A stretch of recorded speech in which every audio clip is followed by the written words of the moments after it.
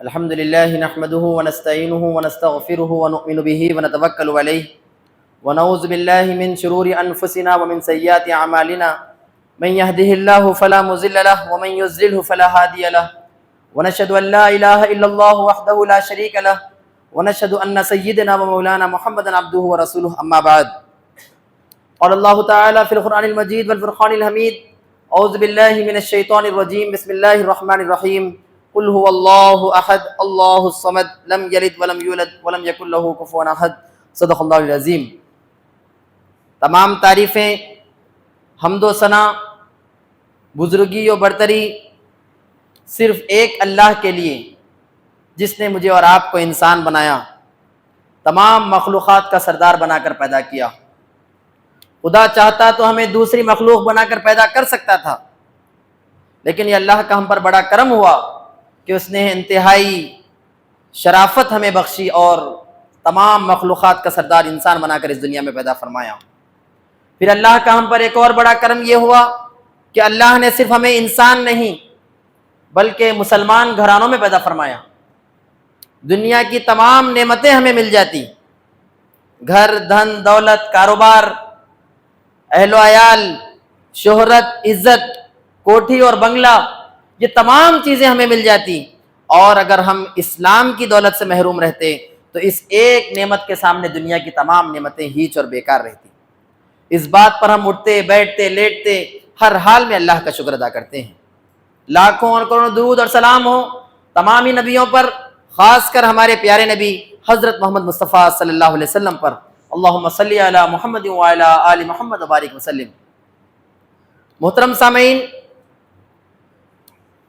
یہ ہمارے لیے ایک خوشی کا موقع ہے کہ اللہ نے مسلمانوں پر سال میں 2 مرتبہ جو عیدیں متعین کی ہے، وہ ایک عید سے تو ہم رمضان کے مہینے کے بعد گزر چکے ہیں، اور بہت جلد تقریباً 10 یا 12 دنوں کے اندر ہم ایک اور عید الاضحیٰ سے ملاقات کرنے والے ہیں۔ عید الاضحیٰ یعنی جسے ہم بقر عید بھی کہتے ہیں، یہ کیا ہے؟ یہ کس کی سنت ہے؟ یہ سالہ سال مسلمان اس کے متعلق بہت سے حضرت ابراہیم علیہ السلام کے قصے اور واقعات سنتے رہے ہیں، اور اللہ نے قیامت تک کے لیے آنے والے انسانوں کے واسطے یہ ایک قربانی کی سنت مقرر کر دی ہے، تاکہ بار بار مسلمانوں کے ذہنوں میں یہ اس واقعے کو وہ یاد کریں، اس کو تازہ کریں، اور اس واقعے سے ملنے والے لیسنز وہ اپنی زندگی میں اتاریں۔ اسی لیے جب اللہ کے رسول صلی اللہ علیہ وسلم کے زمانے میں جب لوگ قربانی کیا کرتے تھے تو قربانیوں کا جو گوشت اور چمڑا رہتا تھا کعبے کے دیواروں پر وہ ڈالتے تھے، تاکہ اس سے نکلنے والا خون کعبے کی دیواریں اسے جذب کر لیں، اور وہ یہ سمجھتے تھے کہ یہ خون خدا تک پہنچنے والا ہے۔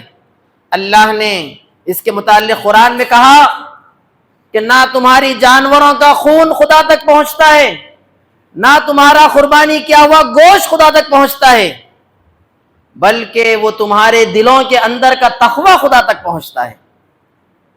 گویا مسلمانوں کو اس بات کی کلیئرٹی دے دی گئی کہ یہ بظاہر ایک سنت تو ہے، یہ بظاہر ایک ایکٹیویٹی تو ہے، لیکن اس سنت کے ذریعے، اس پریکٹس کے ذریعے، اس ایکٹیویٹی کے ذریعے خدا مسلمانوں کو کچھ سبق سکھانا چاہتا ہے۔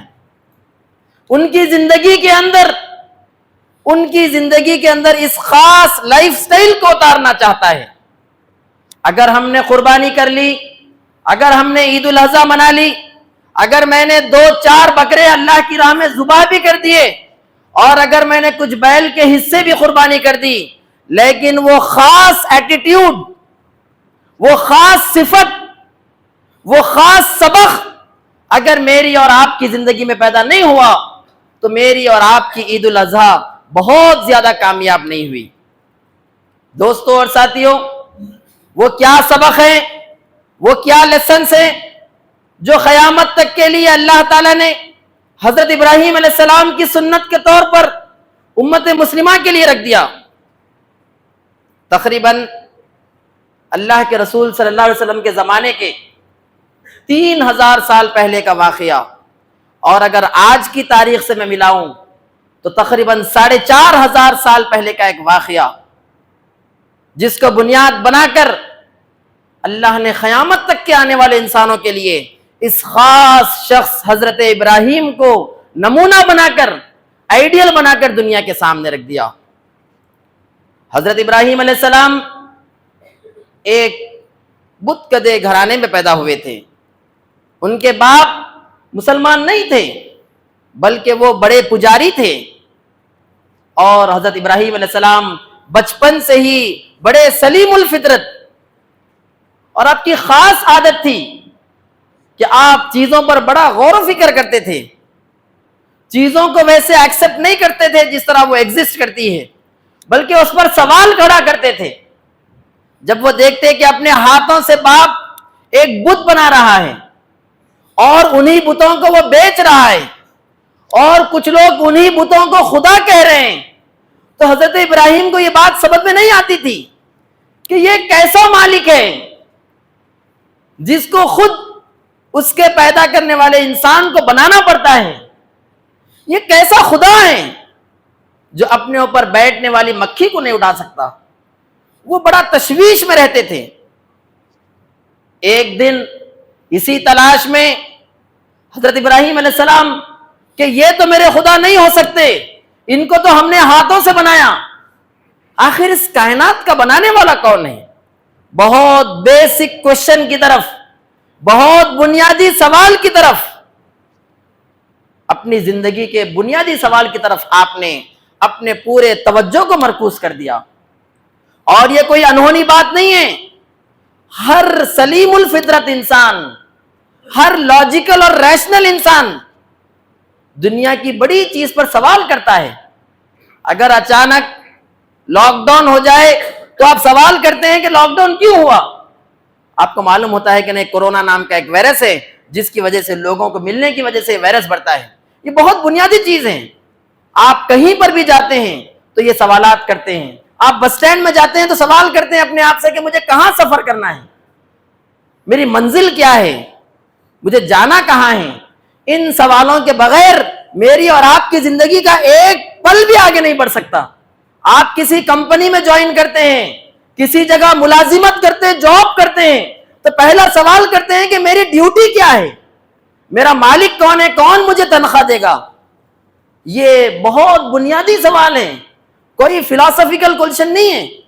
حضرت ابراہیم نے اپنے آپ سے اور اس وقت کے انسانوں سے یہ سوال کیا کہ یہ جسم کیا ہے، یہ میں کون ہوں، یہ دنیا کیا ہے، اس کا بنانے والا، اس کا چلانے والا کون ہے. چھوٹی سی فیکٹری، چھوٹا سا نظام، چھوٹی سی مرچی کی بنڈی اور چھوٹی سی چائے کی ہوٹل کے لیے بہت زیادہ محنت کرنا پڑتا ہے. اتنی بڑی کائنات اپنے آپ سے پوری ہارمونی کے ساتھ بغیر کسی فساد کے چل رہی ہے. آخر کس نے اس کائنات کو وجود دیا ہے؟ یہ چھوٹے سے ابراہیم نے، جس کی عمر ابھی 13، 14، 15 سال ہے، اس قسم کے سوالات کھڑا کر دیے. اپنے باپ سے پوچھا، باپ نے ڈانٹ دیا کہ اس قسم کے سوال نہیں کرتے. پھر خود اس سوال کے سفر میں نکل گئے، یہاں تک کہ جب رات میں ٹیک لگائے ہوئے کھڑے ہوئے بیٹھے ہوئے تھے، اچانک دیکھتے ہیں آپ کا ذہن تارے کی طرف پڑتا ہے. آپ کہتے ہیں کہ تارا یہ میرا خدا ہے، شاید اس کائنات کے بنانے والا یہی وہ روشنی والا ہوں گا، شاید یہ اس کائنات کے بنانے والا ہوں گا. لیکن جیسا تارا ڈوب جاتا ہے، آپ کہتے ہیں کہ ڈوبنے والے میرا خدا نہیں ہو سکتے. اتنی بڑی کائنات کو اگر کوئی ڈوب جائے تو کیسے چلائے گا؟ پھر دیکھتے ہیں کہ چاند نکل آیا ہے. آپ حقیقت کی تلاش میں، ان سرچ آف ٹروتھ، اپنے مالک کی تلاش میں، اپنے زندگی کے بنیادی سوالات کی تلاش میں ہیں. چاند کو دیکھتے ہیں، کہتے ہیں کہ یہ ذرا بڑا ہے، شاید اس نے پوری دنیا کو بنایا ہوگا، یہ میرا اور اس کائنات کا خدا ہوگا. لیکن دیکھتے ہیں کہ چاند بھی جب ڈوب جاتا ہے آپ کہتے ہیں کہ نہیں، ڈوبنے والے میرا خدا نہیں ہو سکتے، ڈوبنے والے اس کائنات کا خالق نہیں ہو سکتا۔ اچانک دیکھتے ہیں کہ سورج نکلتا ہے، آپ کہتے ہیں کہ یہ سب سے بڑا ہے، اس سے تو پوری دنیا کو فائدہ پہنچتا ہے، یہ تو پوری دنیا کو روشن کرتا ہے، شاید یہ سورج میرا خدا ہے۔ قرآن نے اس واقعے کو نقل کیا ہے۔ لیکن جیسے شام میں سورج ڈوب گیا تو آپ نے کہا کہ یہ سورج بھی میرا خدا نہیں ہو سکتا۔ پھر حقیقت کی طرف آپ پہنچ گئے اور آپ نے پکار اٹھا، انی وجہت وجہی للذی فطر السماوات والارض حنیفا وما انا من المشرکین۔ آپ نے پکار اٹھا کہ دراصل اس تارے کو، اس چاند کو، اس سورج کو، پوری دنیا کو چلانے والا دراصل ایک خدا ہے، اور میں ان تمام سے اپنا چہرہ پھیر کر اس ایک خدا کی جانب اپنا چہرہ کرتا ہوں، آج سے میں مشرکوں میں سے نہیں ہوں۔ یہ سب سے پہلی کوالٹی حضرت ابراہیم علیہ السلام کی، جو آج کی اس نسل کے اندر، آج کی اس انسانیت کے اندر، مسلمانوں کے اندر پیوست کرنا ہے۔ یہ آبزرویشن کی کوالٹی ہے، یہ غور و فکر کی کوالٹی ہے، یہ سوال کرنے کی کوالٹی ہے۔ اسلام نے سوال کرنے کو بہت پروموٹ کیا ہے، اسلام نے عقل کی بہت زیادہ عزت کی ہے۔ شراب کو صرف اس لیے حرام قرار دیا گیا کہ یہ انسان کی عقل کو بیکار کر دیتی ہے، اس لیے شراب کو حرام قرار دے دیا گیا۔ اسلام کے پاس وزڈم کی، لاجک کی، ریزننگ کی بڑی اہمیت ہے۔ کوئی اندھ بھکتی اسلام میں نہیں ہے کہ آپ سے کہہ دیا گیا یہ کرو کرو، بلکہ ہر چیز کا آپ کو ایک لاجیکل جواب ملتا ہے، ایک جواز ملتا ہے۔ یہ اور بات ہے کہ جب آپ کو وہ سوال کا جواب مل جائے تو پھر اس کے بعد اسلام کامل اطاعت کی دعوت دیتا ہے۔ تو یہ پہلا سبق حضرت ابراہیم کی زندگی سے مجھے اور آپ کو بار بار اپنے آپ سے بھی کرنا ہے، ہمارے اس آنے والی نسل کو، اپنے بچوں کو سکھانا ہے کہ بیٹا سوال کریے۔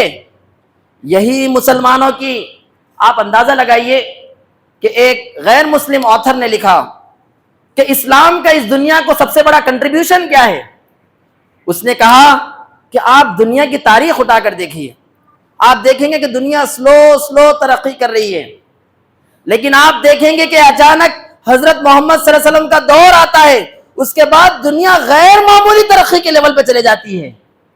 یہ جو گراف تھا یہ بہت اونچا ہو جاتا ہے۔ اس نے کہا کہ یہ مسلمانوں کا بڑا کنٹریبیوشن ہے کہ مسلمانوں کے حضرت محمد صلی اللہ علیہ وسلم کے آنے تک اس وقت ایک چھوٹے کنکر کو بھی لوگ خدا مانتے تھے، ایک پتھر کو بھی خدا مانتے تھے۔ جس کے ساتھ تقدس جڑا ہوا ہوتا ہے، آدمی اس کے اوپر ریسرچ نہیں کرتا۔ اسلام کا بڑا کنٹریبیوشن یہ ہے کہ ان کے ماننے والوں نے، مسلمانوں نے صرف ایک خدا کو اپنا رب مانا، اور اس پوری کائنات کو جب انہوں نے خدا کی طرف سے دی ہوئی نعمتیں مانی تو اس کے بعد جو ریسرچ انہوں نے کیا کہ 100-200 سال کے اندر آپ دیکھتے ہیں کہ دنیا کا غیر معمولی ریسرچ، غیر معمولی کنٹریبیوشنز مسلمانوں نے دیے، اور اسی ریسرچ، اسی تحقیق کو چھوڑنے کے نتیجے میں آج ہم نیچے گر کر ذلیل ہو گئے۔ یہ پہلا کام، علم و تحقیق کا کام، پڑھنے کا کام، لکھنے کا کام، غور و فکر کرنے کا کام، سوچ بچار کرنے کا کام، یہ حضرت ابراہیم علیہ السلام کی بڑی سنت ہے۔ آج ہم اپنے آپ سے وعدہ کریں کہ اس سنت کو ہم اپنے اندر بھی اتاریں گے۔ اسلام کے ہر احکام کو ہم اپنے آپ سے سوال کریں گے کہ یہ دن میں 5 مرتبہ نمازیں کیوں رکھی گئی، یہ سال میں 1 مرتبہ روزہ کیوں رکھا گیا، یہ کائنات کیا ہے، اس کا بنانے والا کون ہے، وہ ہم سے کیا چاہتا ہے۔ یہ بنیادی سوالات ہم بار بار اپنے آپ سے کریں گے تاکہ اس کا صحیح فائدہ، صحیح اسپرٹ میں ہم عبادت کر سکے، صحیح روح کے ساتھ ہم عبادت کر سکے۔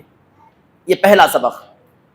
دوسرا اہم سبق حضرت ابراہیم علیہ السلام کی زندگی سے کہ جب آپ کے اوپر حقیقت آشکارا ہو گئی، جب آپ کو اطلاع مل گئی کہ یہ میرا خدا ہے، اس کائنات کا بنانے والا، اس انسانوں کا بنانے والا، اس نظام کا چلانے والا اللہ ہے، تو پھر پہاڑ کی استقامت کی طرح چٹان کی استقامت کی طرح ڈٹ کر رہ گئے.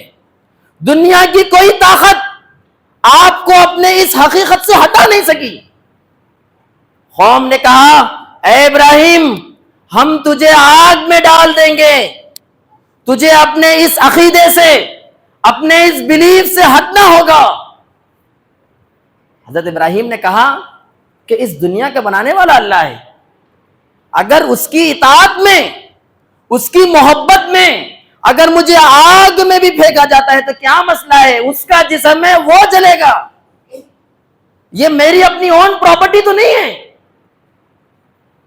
دوسرا بڑا سبق, آپ کو اتنی بڑی آگ دہکائی گئی کہ اس کے قریب تک لوگ نہیں جا سکتے تھے, اس کی تپش تک کئی 100 میٹر لوگ نہیں آ سکتے تھے, تو غلیل کے ذریعے آپ کو کھینچ کر پھینکا گیا آگ میں بہت دور سے.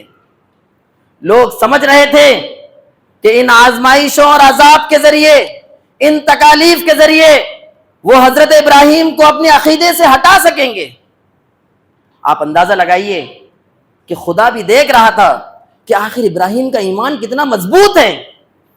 جب پتا چل گیا کہ آگ بھی ابراہیم کو اپنے ایمان سے, اپنے عقیدے سے نہیں ہٹا سکتی, تو خدا نے بھی اعلان کر دیا کہ اے آگ اگر میرے بندے کی اطاعت کا لیول یہ ہے تو بھی ابراہیم کے لیے ٹھنڈی ہو جا. یہ میرا اس کے لیے ایک نمونہ, محبت کا ایک نمونہ ہے کہ میرا بندہ میرے لیے اگر اتنی آزمائش سہتا ہے تو اسے بھی معلوم ہونا چاہیے کہ اس کا خدا بھی بے خبر نہیں ہے, وہ دیکھ رہا ہے, وہ اس کے ساتھ کھڑے گا. دنیا میں پہلی مرتبہ آگ جس کا کام جلانا ہے, جس کی فزیکل پراپرٹی ہیٹ ہے, وہ خدا کے حکم سے کولڈ ہو گئی, وہ ابراہیم کے لیے سراپا ٹھنڈک بن گئی. لوگ سمجھ رہے تھے کہ ابراہیم جل کر راکھ ہو گیا. حضرت ابراہیم نے کہا کہ میں نے اپنی زندگی کی بہترین نیند اس آگ میں لی. لوگ حیران ہو گئے کہ ایسے کیسے ہو گیا. ان کو پتا نہیں تھا کہ اس کائنات کی ساری چیزیں اللہ کی پابند ہیں. یہ دنیا میں مسلمانوں کو جتنا بھی ستانا چاہیں, آزمائش کے طور پر تو مسلمان ایکسپٹ کر لے گا. دنیا کی کوئی طاقت مسلمانوں کو اپنے عقیدے سے نہیں ہٹا سکتی. لیکن اس کے ساتھ ساتھ خدا نے یہ سبق بھی دیا ہے کہ جب اس لیول کا ایمان ہوگا, اس لیول کی پختگی ہوگی, اس لیول کا استقامت ہوگا, تو خدا کی رحمتیں بھی نازل ہوگی. خدا بھی آگے بڑھ کر اپنی آگ کو ٹھنڈی کر دے گا. خدا تو بس دیکھنا چاہتا ہے کہ آزمائش کی بھٹی کے اندر یہ جو اس نے لا الہ الا اللہ کا وعدہ کیا تھا, یہ جو اس نے اعلان کیا تھا کہ خدا کے علاوہ کوئی معبود نہیں ہے, ساری دنیا کا چلانے والا خدا ہے, خدا تو دیکھنا چاہتا تھا کہ یہ صرف زبانی جمع خرچ ہے یا پھر اپنی زندگی سے یہ بتائے گا. آگ سے نکلنے کے بعد قوم نے آپ کو جلا وطن کر دیا, اپنے گھر سے نکال دیا, آپ نے ایکسپٹ کر لیا. یہ لیول آف ایمان, حقیقت معلوم ہونے کے بعد حقیقت پر کھڑے ہو جانا. میں اور آپ آج اپنے آپ سے سوال کریں, اپنا جائزہ لیں کہ میرا اور آپ کا ایمان کتنا مضبوط ہے. کیا میرا ایمان مجھے جنت کی تیاری کرا رہا ہے؟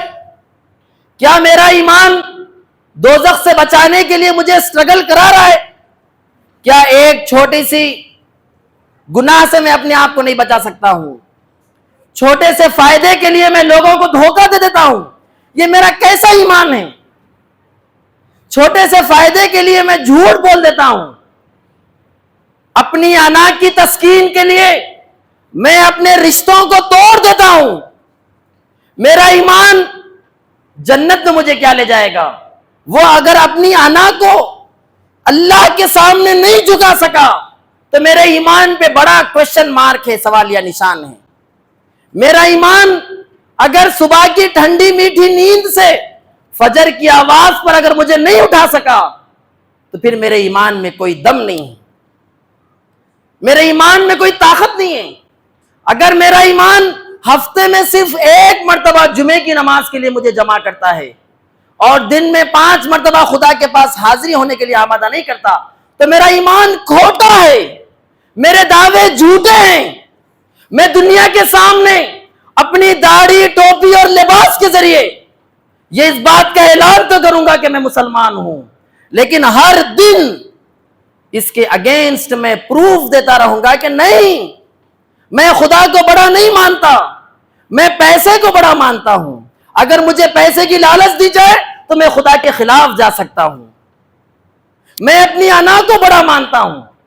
اگر مجھ سے کہا جائے کہ میری یہاں پر انا کمزور پڑ رہی ہے، اس کے باوجود کہ خدا کا حکم ہے، تو میں خدا کے حکم کو بالائے طاق رکھ دوں گا، اپنی ایگو کی، اپنی انا کو سامنے رکھوں گا۔ حضرت ابراہیم علیہ السلام، آپ نے آپ کا ایمان اپنا گھر چھوڑنے پر آپ کو راضی کر دیا، آپ کا ایمان آگ میں کودنے پر آپ کو رضامند کر دیا، آپ کا ایمان ایک ایسے ایریے میں وادی غیر ذی زرع، اللہ نے کہا کہ اے ابراہیم، چھوٹا سا بیٹا بڑی محبت سے 60-70 سال کی عمر میں بیٹا ہوتا ہے، بڑی آرزوؤں سے بیٹا ہوا، اور اللہ کہتا ہے کہ اے ابراہیم، اپنی بیوی اور بیٹے کو جہاں پر دور دور تک کوئی پرندہ بھی نہیں ہے، کسی قسم کی کوئی آبادی نہیں ہے، ابراہیم یہاں پہ چھوڑو اور چلو۔ ایک سوال آپ نے نہیں کیا، یہ کیوں؟ یہ میرے ساتھ کیوں ہو رہا ہے؟ آپ نے کہا، آپ کی بیوی نے پوچھا، حضرت ہاجرہ نے، اے شوہر نامدار، یہ آپ کیوں چھوڑ رہے ہیں؟ آپ نے کہا، خدا کا حکم ہے۔ اپنی ہونٹ بند ہو گئے۔ اگر خدا اس بات پر راضی ہے کہ اس اندھیرے ایریے میں جہاں پر دور دور تک آبادی نہیں ہے، میں اپنے معصوم بچے کے ساتھ یہاں رہ جاؤں، اگر خدا اس پر راضی ہے تو میں بھی راضی ہوں۔ آپ اندازہ کریے زندگی میں کتنی آزمائشیں آتی ہیں، ہاتھ ٹائٹ ہو جاتا ہے، مسائل آتے ہیں، چھوٹے سے مسائل میں میری زبان خدا کے خلاف شکایت کرتی ہے، یہ خدا میرے ساتھ کیوں کر رہا ہے؟ یہ آزمائشیں میرے پر کیوں آ رہی ہے؟ کیوں خدا مجھے نعمتوں سے محروم کر رہا ہے؟ یہ ہر دن خدا کی دی ہوئی نعمتوں کے متعلق میری اور آپ کی آزمائش ہوتی رہتی ہے۔ دنیا کی ہر آزمائش، ہر پریشانی، ہر مشکل کو یہ کہنا کہ میرا خدا اگر میرے مقدر میں یہ مشکل رکھا ہے تو وہ مجھ سے محبت کرتا ہے، شاید کچھ بہتر ہی ہوگا میرے لیے۔ یہ زبان سے ادا کرنا ابراہیمی سنت ہے۔ دنیا دیکھتے رہے گی، دنیا آپ پر ترسے گی، لوگ مذاق اڑائیں گے، اس کے باوجود خدا کی دی ہوئی نعمتوں پر شکر کا جذبہ لے کر چلنا، یہ حضرت ابراہیم علیہ السلام کی بڑی سنت ہے۔ یہ مضبوط ایمان کے بغیر پاسبل نہیں ہے۔ پھر تیسری بڑی چیز، پہلی چیز ہم نے جو سبق سیکھا کہ غور و فکر، تدبر، آبزرویشن، سوال بار بار کھڑا کرنا، ہر عبادت کے بارے میں کیوں کا سوال، وائی کا کوشچن کھڑا کرنا، تاکہ صحیح اسپرٹ کے ساتھ ہم کر سکیں، اسلام کو سمجھ سکیں۔ اسلام سے بڑا کوئی ریشنل اور لاجیکل ریلیجن نہیں ہے، اس لیے کہ دنیا کی حقیقت اسلام ہے، یہ کوئی میرے اور آپ کا بنایا ہوا نہیں ہے، یہ دنیا کی اٹل حقیقت ہے۔ اس کائنات کے بنانے والے نے اسلام کو دیا ہے، اس میں کوئی کسی قسم کا شک نہیں ہے، لیکن پھر بھی خدا چاہتا ہے کہ انسان غور و فکر کرے، ریئلائز کرے، اپریشیٹ کرے، محسوس کرے اس کی قدر کو۔ پھر دوسری چیز ہم نے سنی کہ جب حقیقت آشکارا ہو جائے تو چٹان کی طرح کھڑے ہو جانا، اس کے نتیجے میں آنے والی ہر آزمائش کو قبول کر لینا۔ تیسری چیز ایثار اور قربانی۔ اسلامی معاشرے کی بنیادوں کی سب سے اہم قدر، سب سے اہم ویلیو ایثار اور قربانی ہے۔ قربانی صرف پیسے کی نہیں ہوتی۔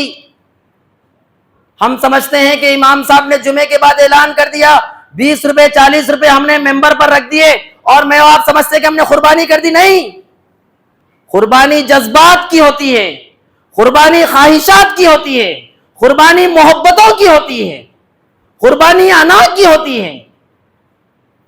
اللہ نے حضرت ابراہیم سے کیسی قربانی مانگی؟ بڑی عمر میں بیٹا ہوا. آپ کہتے ہیں کہ ابراہیم اب اس بیٹے کو اللہ کی راہ میں ذبح کر دو. اللہ اکبر. باپ اپنے بچے کو بخار میں نہیں دیکھ سکتا ہے, تڑپ جائیں گا وہ. میں بہت سے پیرنٹس کو جانتا ہوں کہ ٹیکہ دیتے وقت یا ختنہ کرتے وقت اپنے بچے کی پکار سن نہیں سکتے, اس لیے باہر نکل جاتے ہیں. یہ بیٹے کی محبت ہوتی ہے. سب کے معاملات میں کھڑے ہو سکتے ہیں, بیٹے کی پکار باپ اپنے کان سے نہیں سن سکتا. اس باپ سے کہا جا رہا ہے جسے 60-70 سال کی عمر میں بیٹا ہوا اور ابھی جوانی کے دہلیز پر قدم رکھ رہا ہے, اعلان ہوا کہ ابراہیم تم اسے ذبح کرو. کائنات حیران ہے کہ کیسی قربانی خدا مانگ رہا ہے, کیسی سیکریفائس ہے. بغیر آواز کرے بیٹے سے کہتے ہیں کہ بیٹا خدا کا حکم ہے کہ میں تجھے ذبح کر دوں. ابا جان آپ نے اگر خدا کا حکم پایا ہے تو انشاءاللہ آپ مجھے صبر کرنے والوں میں پائیں گے. اللہ اکبر. یہ بیٹے کی کیفیت. آپ لاتے ہیں حضرت اسماعیل کو لٹاتے ہیں, آنکھ پر پٹی باندھ لیتے ہیں کہ کہیں اس خدا کے حکم میں بیٹے کے گلے سے نکلنے والا خون مجھے اس کی اطاعت میں ذرا برابر لغزش نہ دے. اور چھری اپنے بیٹے کے گردن پر پھیرتے ہیں. بسم اللہ اللہ اکبر. کائنات انتظار میں ہے. جبرائیل بس میں یہ دیکھنا چاہتا تھا کہ یہ مجھ سے کتنی محبت کرتا ہے. جاؤ فوری جنت سے ایک بکرا لے جاؤ دمبا, اسماعیل کو ہٹاؤ اور اس چھری کے نیچے دمبے کو رکھ دو. آپ جب ذبح کرتے ہیں ہاتھوں کو لگنے والا خون یہ محسوس کر رہے ہیں کہ میرے بیٹے کا خون ہے, اطمینان ہے, سیٹسفائیڈ ہے کہ میں نے خدا کے اس آزمائش کو بھی پوری کر لیا. لیکن جب پٹی کھولتے ہیں تو دیکھتے ہیں کہ اسماعیل دور گرے ہوئے ہیں اور آپ نے ایک بکرے کو دمبے کو ذبح کر دیا. خدا کہتا ہے کہ ابراہیم تو نے محبت کی, تو نے اطاعت کی, ایثار کی, ایک مثال قائم کر دی. ہم قیامت تک کے آنے والے مسلمانوں سے کہیں گے کہ تیری سنت کی یاد میں وہ ہر بار کوئی نہ کوئی بکرا یا دمبا ذبح کرے. یہ حضرت ابراہیم کی شان. یہ ایثار و قربانی میرے اندر کتنی ہے. کیا میں اپنی پسندیدہ چیز خدا کی محبت میں قربان کر سکتا ہوں؟ کیا میں مجھ پر ہونے والی تکلیفیں جو مجھے میرے بھائی بہن اہل و عیال رشتہ دار سے ہوتی ہیں, کیا میں انہیں دل بڑھا کر کے معاف کر سکتا ہوں؟ قربانی صرف پیسوں کی نہیں ہے. یہ جب گلے پہ چھری پھیرتے ہیں تو اس احساس کے ساتھ گلے پہ چھری پھیرے بکرے کے کہ میں اتنی تکالیف کے باوجود, اتنی آزمائشوں کے باوجود, اتنے تانے اور گالیاں سننے کے باوجود اے اللہ تیری محبت میں اپنی انا کو قربان کرتا ہوں, جا یہ قبول کر لے. یہ دراصل قربانی ہے. آپ اپنے دلوں کے اندر اپنے نفس کا بت بنائے بیٹھے ہوئے ہیں. لوگوں سے آپ نے رشتے توڑ لیے, لوگوں سے آپ سلام نہیں کرتے اور آپ اپنی انا کو قربان نہیں کرتے, آپ لوگوں کو معاف نہیں کر سکتے, آپ اپنی جذبات کو قربان نہیں کر سکتے. کیا مسجد میں 1 لاکھ کی AC لگا کر یا 1 لاکھ روپے قربان کر کے آپ سمجھ رہے ہیں کہ خدا کے ایثار و قربانی کا آپ نے حق ادا کر دیا؟ حضرت ابراہیم نے میرے اور آپ کے سامنے ایثار و قربانی کا ایک اہم ترین نمونہ رکھ دیا کہ بیٹے کی قربانی بھی پوچھی جائے گی تو باپ وہ قربان کرے گا صرف اور صرف اللہ کی رضا کے لیے. اللہ سے دعا ہے کہ اللہ تعالیٰ حضرت ابراہیم علیہ السلام کی زندگی سے اس اہم ترین اسباق کو ہماری زندگی میں اتانی توفیق عطا فرما. اللہ تعالیٰ ایثار و قربانی کا یہ نمونہ میری اور آپ کی زندگی میں اتانی توفیق عطا فرما. اللہ تعالیٰ ہمارے ایمان میں وہ اخلاص, وہ اطاعت عطا فرما. اللہ تعالیٰ حضرت ابراہیم علیہ السلام کے نمونے کے ذریعے جو اسباق تو ہمیں سکھانا چاہتا ہے, اللہ تعالیٰ ہماری زندگیوں میں اس لائف سٹائل کو ہمیں اڈاپٹ کرنے کی توفیق عطا فرما. اللہ تعالیٰ ہمارے اس بیٹھنے کو قبول فرما.